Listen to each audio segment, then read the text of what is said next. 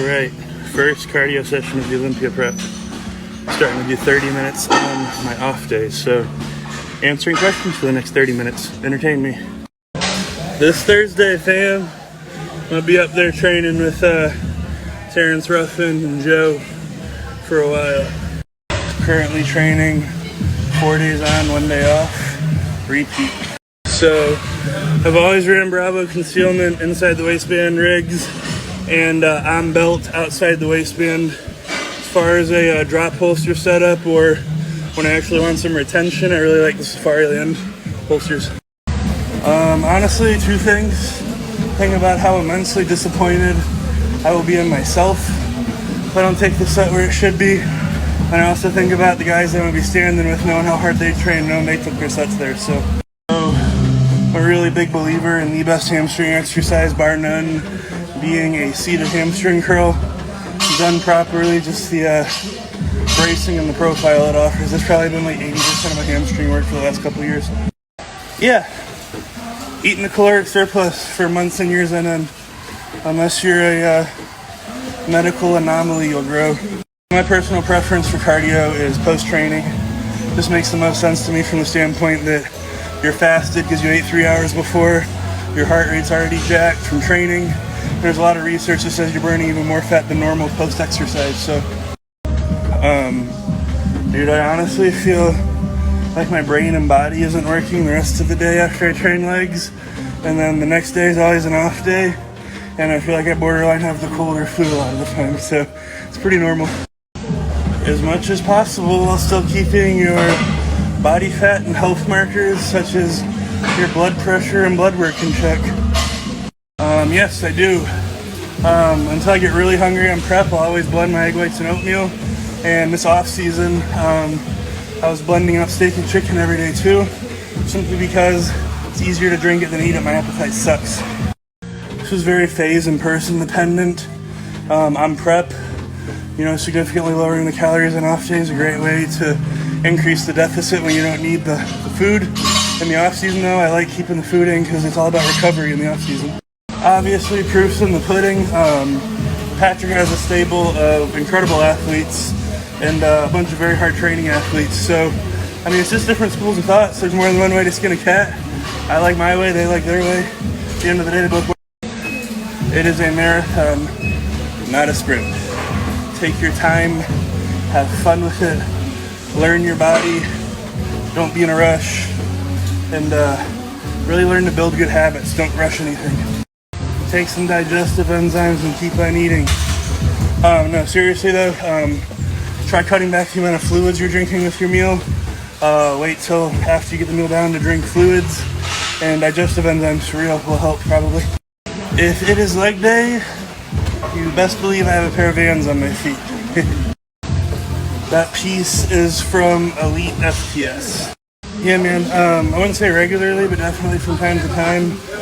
In my case, it's always been a result of tight quads and hamstrings and kind of getting lazy with my rehab and tissue work and stuff. So address the muscular tightness.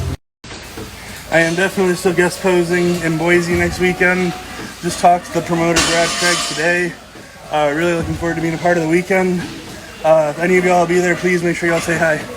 Same as it's been for the last almost 2 years. Push, pull, arms, legs, off, repeat. My Starbucks drink is literally espresso and ice water with some artificial flavorings and sweeteners in it. So, I know everything has calories, but it's as close to calorie-free as you can get. Start shaving regularly a couple weeks before. I'm not kidding either. Seen it happen to way too many people. First time they've ever shaved with a razor is like 2 days before the show, and they break out real bad and have a ton of razor bumps. So, start early. I have a 60-pound drum of the brown sugar cinnamon in my pantry, if that tells you anything. Check all your boxes, whether you're a university student, full-time job, doesn't really matter. At the end of the day, you gotta eat, you gotta train. Schedule your time in a way to where you can get all your meals in, then block out a time to train.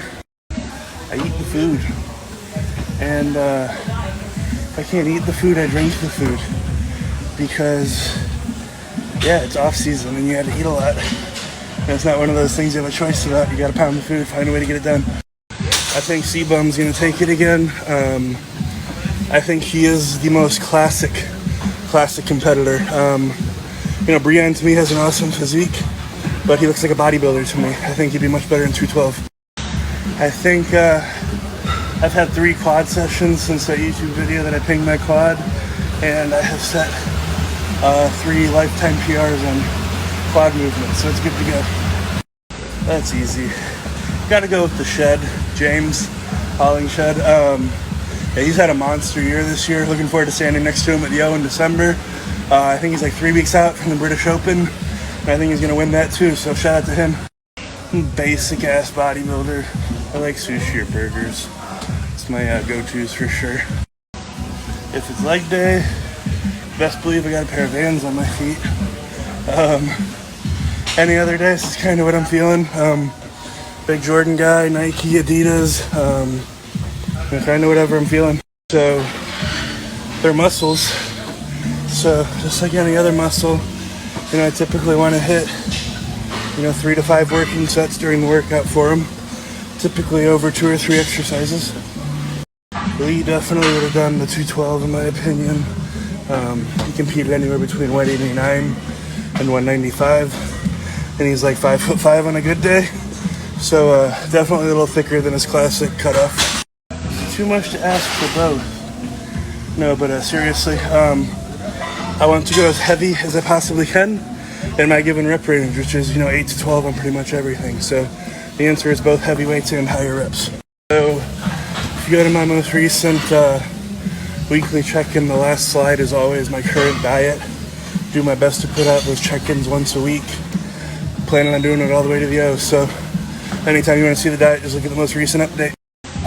For those of you that don't know, he's referring to the 7.3 Power Stroke, but obviously it's probably the longest lasting one they've made. It's not called the Million Mile Motor for nothing, but severely lacking in output compared to the more recent Power Strokes.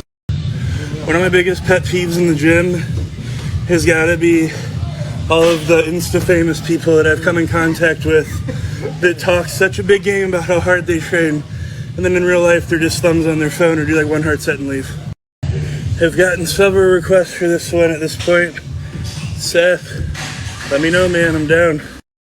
So for hamstrings, I'm really big on just 2 exercises to train the knee flexion. I'm really big on seated hamstring curls, and then to train the hip extension function, I really like GHR. So I'm a boring bodybuilder, and definitely it's like burgers or sushi food-wise. As far as drinks go, good tequila or good bourbon are go-tos. Like old fashions and Manhattans a lot if I'm going to be drinking. You can try out our training by going to the Instagram and sending us an email. It's the standard training systems at gmail.com. Shoot us an email and we'll get you more info. So right now we're not doing any steak or chicken shakes, but first and last meal, the egg whites and the oatmeal. I am blending right now, so still blending some food. I'm prep, I'm definitely a fish over chicken guy. Really like fish out of the air fryer. Off season when I can put more stuff on it, I eat a lot of chicken and fish.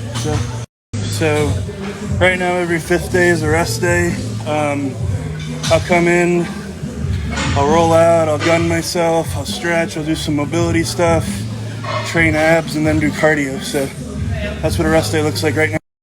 Yeah, definitely different training styles. My dad was more of a volume guy and didn't really push progressive overload on his compound motions like I do, and different physiques for sure. 220 grams a day, so I guess like 1,540 grams a week, or a kilogram and a half. By far the biggest game changer in terms of exercises for shoulders has been a cuff lateral. They're all over my YouTube videos and my page, but like the bracing and the resistance profile they offer is pretty awesome. Yeah, I wear Vans because they're super stable. Basically it's like an inch of rubber for the sole, no air pockets or weird tread or anything, and then obviously Vans are way cooler than Chucks. Don't at me. Man, I'm excited to stand next to everyone. It's a lot of the guys that are qualified I've been watching compete since I've been in high school, so It's definitely going to be one of those surreal moments, you know, idols become rivals kind of deals. So definitely, you know, muscle is metabolically active tissue. The more muscle you have, the more calories you're going to burn just by like existing. So yeah, the bigger you are, the more you get to eat, and yeah. I was only able to pull out 1,000. Yeah, I gotta get the last $2,000. That's funny.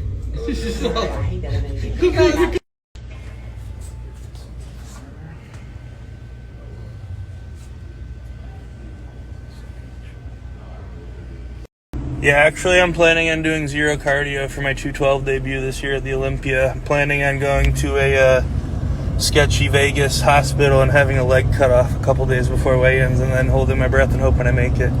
Without knowing more about, you know, what's going on, I would say just honestly adding in, you know, 15 to 20 minutes of steady state cardio every day. Do a good bit to get your metabolism going, and then obviously get your blood work done and make sure all of your markers are healthy. Honestly, man, I think this is going to be one of the easier ones. I'm so stoked to be on that stage in December, and I'm starting in such a good spot. I'm really I'm in a good headspace and a good space physically, so really looking forward to it. I think it's going to be a good one. I am indeed 50% Cuban. Lee, my dad, was born in Cuba, and anyone his age or older on his side of the family was born in Cuba as well, so definitely 50% Cuban. I would rather own a lifted F-250, a fully built Corvette, and then have a very, very modified side-by-side, and still have some money left over to invest. Not a huge exotic car person, so yeah. I'm ready when he is. I'm a big fan of Seth, so yeah, keep on him, maybe it'll happen. So anything that we put out through the standard training systems for our clients is completely tailored and individualized. All the programming is dependent on your goals, your physique, you know, where you're at in your journey. My freshman year of college, I actually made it through like the first couple days of camp for college football.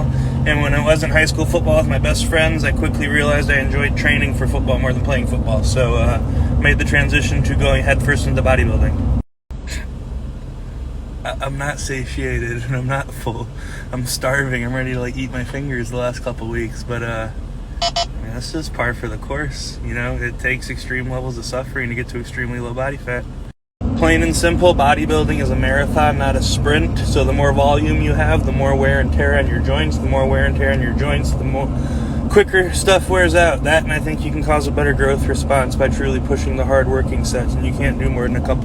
Me and Brian are trying to talk Ben into coming and meeting us while we're in Dallas next week. So Ben, the people want to see it. Where you at, brother? You obviously have to be realistic, but at the same time, I'm a pretty big believer in everything starts between your ears. So if you're constantly telling yourself you're behind or shit or not good, you know, it's going to manifest itself in your physique. So I'd say be positive, but be realistic and have a good set of eyes to look. Only thing I do for abs are crunches on a half Bosu ball, really focusing on just hinging at the hips and not letting my spine get like a banana. And then hanging leg raises, you know, once again, focusing on really just using the abdominal wall and not hit. I had surgery. No, yeah, all jokes aside, man, honestly, it's because I got my shoulder fixed like a year and a half ago. I'm really able to push on it now. I wasn't really able to do much of anything for like my shoulders and biceps the last year before I had that surgery. So I am really big on Cuban sandwiches and black beans and rice. You know, that being said, any of the popular traditional chicken or beef dishes I do really enjoy, so.